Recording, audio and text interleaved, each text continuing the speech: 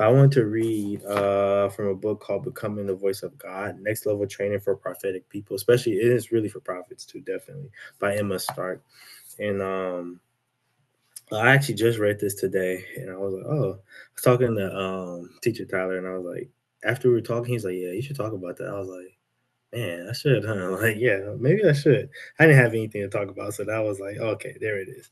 So it says, Satan has specific rulership over anything man-made and sourced in man instead of God. And I want to highlight the word sourced.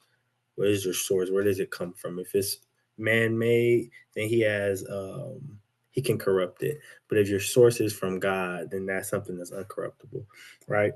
Um, okay, which is why God and Samuel are so dismayed when the elders of Israel, declared that they want a king to lead us, such as all the other nations have. Okay, so separated, sanctified, set apart and winning over the other nations, but then there were still some things they coveted that they had, and so they wanted to do the same thing, right? Human nature. So 1 Samuel 8:5.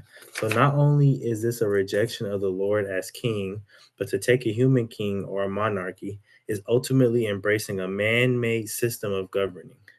God is pro-theocracy, where he alone rules as king in the hearts of man, delegating the operational structures and governmental processes into the earth. Okay. All right. So again, I always say God is not your president. God, he's not. He doesn't do democracies and things. He's a king, right? And so, what is Kingdom Collectors kind of mission? And again, it was said tonight. I don't remember the last time we said that, so that's just funny. That was said tonight, right? Restoring the reign of Jesus Christ to every heart and every sphere of influence and or structure or system, right? So, my little short message was just don't make the mistake of our ancestors, right? Also, that's one. Also, now speaking to the church, don't make the mistake of our ancestors as for the pastor or the apostle or the evangelist. So what do I mean? Don't have God as our king, have God reign, Jesus Christ calling the shots, but look somewhere else at another culture and be like, you know, it'll be good if we had a king. Like, no, no, no. Sometimes you have to go backwards to go forward, if you understand what I'm saying. So let's go back to when God was fully calling all the shots and they had to hear the trumpet, hear the voice, listen to the prophets, and then move on that. And they were always steps ahead. They were so mad. How did they always know what we're going to do? They must have a prophet in their camp. The enemy knew, right? In the church, it's the same thing. It's we don't want to hear from God. What does the pastor have to say? And then we stress and tire our pastors out. To pray for me, coming to him for this and that. Oh, what do you hear about this and that? Oh, more messages, more.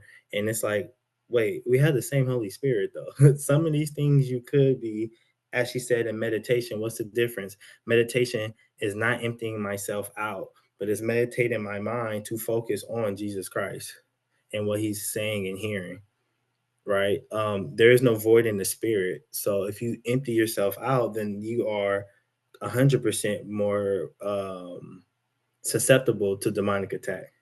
But when you empty, you replace that with the Holy Spirit, right? When you, what does it say? And was it John? When you clean it out and you put the Holy Spirit in that place, then when those demons come back, oh, someone's here. It's not vacant, right? But if it's empty, right? And that's what the world does. Empty your mind. Just empty.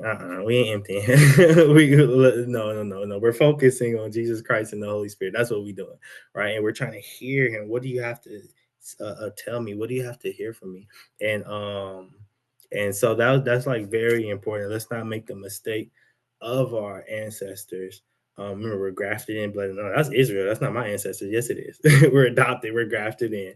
If you believe in Jesus Christ. So of him calling the shots, but we're like, we want something that we can touch, feel, and because when he was calling the shots, things was moving like this. But then a lot of problems came when we started having a human in that place, in Jesus Christ's place, right? And then naturally, as humans, we start idolizing, right? So like, oh, he's this, he's that, and now jealous God, and it goes into a pattern, right?